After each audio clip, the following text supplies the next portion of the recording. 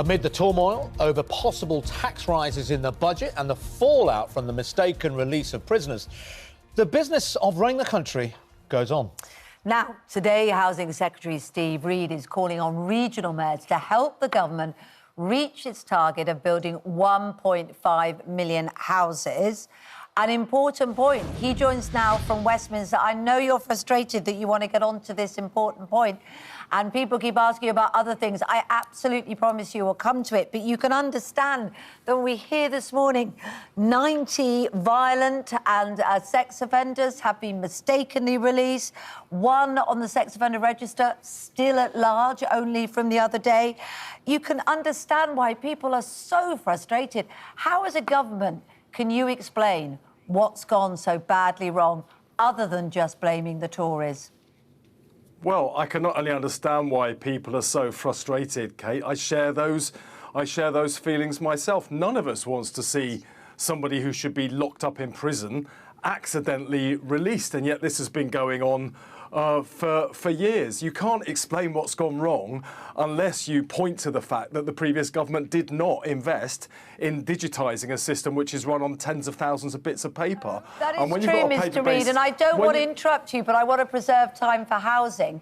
But that's true, but the numbers have gone up significantly in the last 18 months until government came to power. And you have been focused on tackling this, building prisons, looking at the system, and the numbers have gone up on your watch. So what is the government's explanation for that? Well, for as long as we're stuck with a paper-based system, you're going to get human error.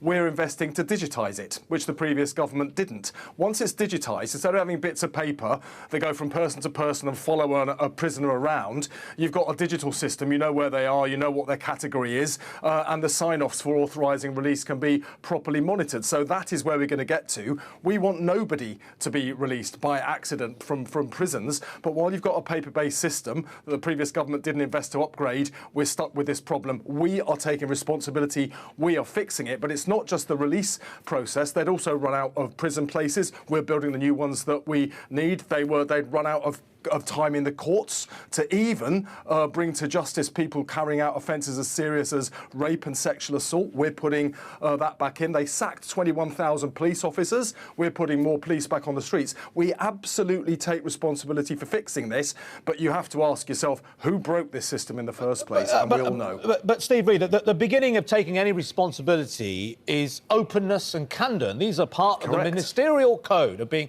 absolutely honest, open and transparent. At Prime Minister's questions, David Lammy, the Deputy Leader, was asked 5 times by his Conservative MPs whether he knew of any other cases like this, and he didn't answer the question. He denied that there were any. Later, he admitted that the question was not relevant, as in his words, the Algerian man was not an asylum seeker. Did David Lammy withdraw information from Parliament? No, I mean, I think the point here is when you're the Justice Secretary, you cannot stand up in Parliament or anywhere else and pronounce on an individual case, particularly if you do not have the full facts available. Very specifically, Adol, he was asked very specifically if he was aware of any other accidental releases. That's what he was asked. He wasn't commenting on individual cases. He was asking about his own awareness. And he could have said yes. He decided to say no. The accusation is that was protect his own career. Maybe true, maybe not. But he hasn't come on Good Morning Britain this morning to give his position, has he, as Justice Secretary? He's put you up this morning.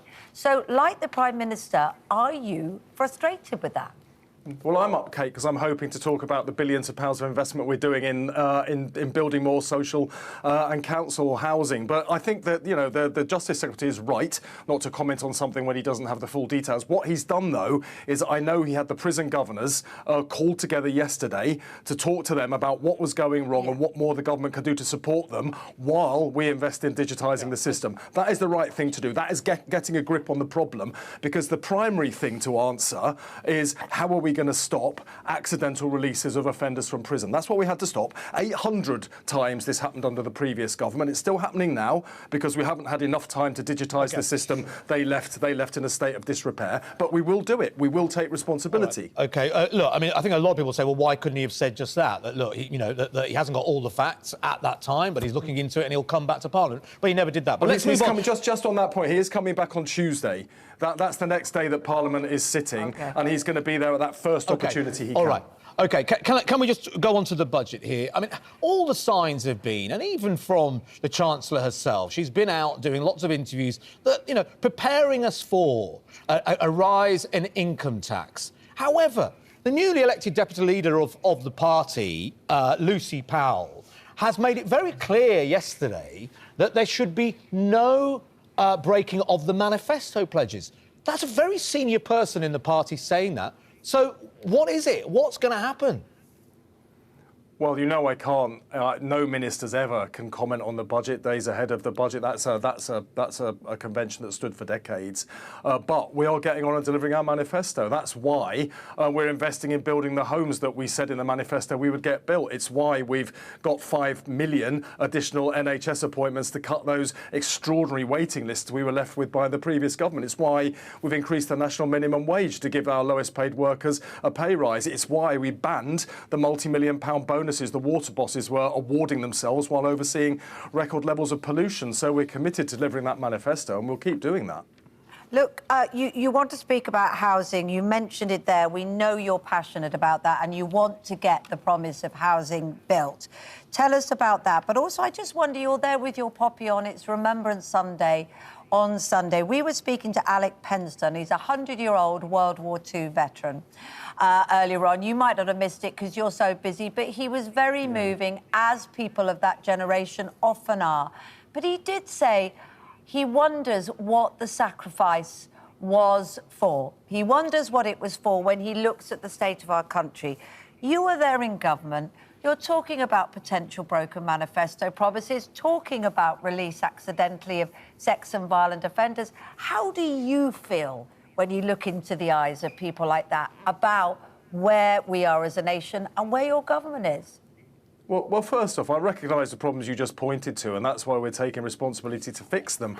We were elected to fix them. One of the big problems is housing. We've got a housing crisis. You see people sleeping in shop doorways and under bridges because rough sleeping, that kind of homelessness, doubled under the previous government. So this government is injecting the biggest amount of money in a generation into building more council and social housing. And we do that so we can get people off the streets, get kids out of temporary accommodation where they're forced to share a single room with their parents, cooking and sleeping all happening in the same room. Terrible for a young kid to grow up in circumstances like that.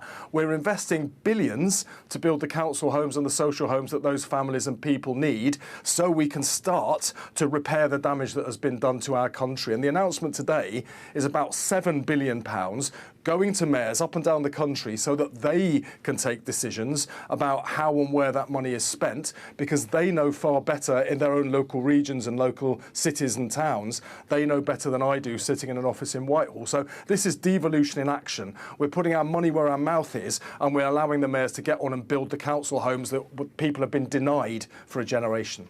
Well, I'm glad you got that out. I'm glad you got that out. That's your big announcement today. Really good to speak to you this morning. And Kate, well done on Traitors. You are wonderful. Absolutely brilliant. The whole nation's watching, aren't they?